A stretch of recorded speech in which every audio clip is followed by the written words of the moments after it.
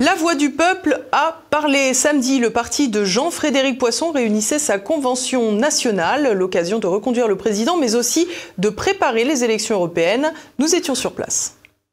VIA met le cap sur Bruxelles. Samedi, les conservateurs de la Voix du peuple, le nouveau parti fondé dans la lignée du Parti chrétien-démocrate, se réunissaient dans le 13e arrondissement de la capitale.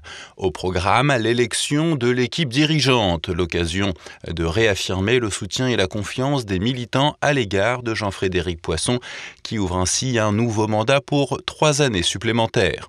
Sur le plan national, la convention a permis de confirmer la présidence ainsi que les alliances politiques avec Bruno Nort du Centre national des indépendants et paysans, le CNIP et Laurence Trochu du mouvement conservateur. Et également au niveau européen puisque Jean-Frédéric Poisson a annoncé l'engagement de VIA avec le mouvement politique européen chrétien, représenté respectivement samedi par son directeur et sa secrétaire générale, Martine van der Vliet et Maria van Oost. La Convention nationale s'est d'ailleurs fixé l'ambition de définir avec clarté la notion de conservatisme politique. Explication. La résistance et la défense de la civilisation européenne judéo-chrétienne est le point 1. La contestation des politiques migratoires est le point 2. La défense des familles et de la dignité des personnes est le point 3.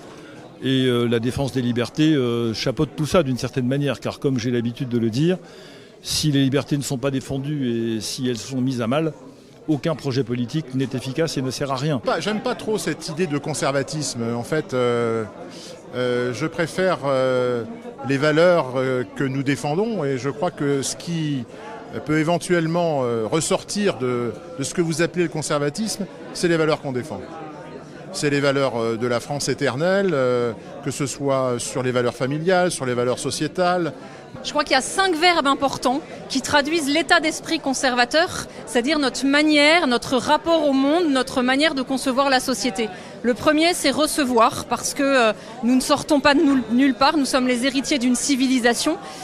Le deuxième, c'est aimer, à un moment où justement le wokisme voudrait tout mettre par terre et nous faire renier ce que nous sommes. Améliorer, parce que le conservatisme n'est pas l'opposé du progrès. Nous sommes aussi dans cet état d'esprit qui consiste à transmettre, parce que aujourd'hui nous sommes engagés pour les générations qui viennent. Et là, le 5e verbe trouve son importance, c'est celui de protéger. C'est la France que nous allons réussir à protéger aussi. Face à un Parlement européen écrasé par l'omniprésence de la présidente de la Commission, Ursula von der Leyen, l'utilité réelle d'envoyer des élus à Bruxelles subsiste encore dans les esprits. Pourtant, on se veut optimiste dans les rangs de VIA. Le problème, vous avez parfaitement posé la question, c'est que en réalité, lorsqu'on voit l'évolution qu'il y a entre certains discours tenus pendant les campagnes électorales et la réalité des réalisations, on est surpris de l'écart et parfois déçu de cet écart, puisque en général, cet écart ne se fait pas pour le meilleur. Et vous mentionnez Madame Meloni, je crois à juste titre.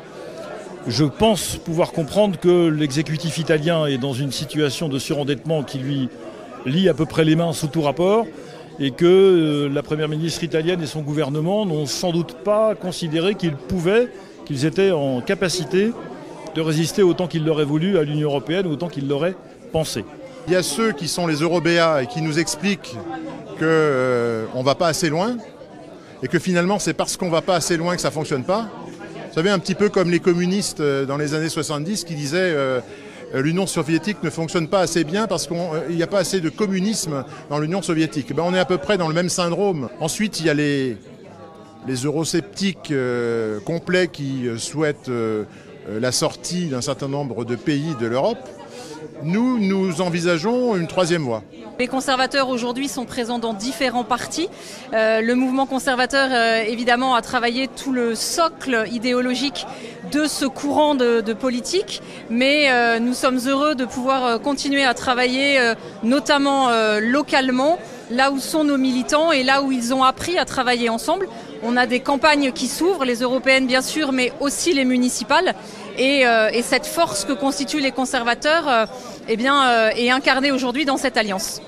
Ce dont nous souffrons le plus, ce n'est pas d'une dette, même si elle est abyssale en ce qui nous concerne, c'est d'une absence de volonté et de moelle politique. Donc les élections européennes qui s'approchent nous disent que D'autres politiques peuvent être portées au sein du Parlement européen, avec des majorités reconstituées, avec un poids des formations conservatrices et attachées à la civilisation européenne qui soit plus important.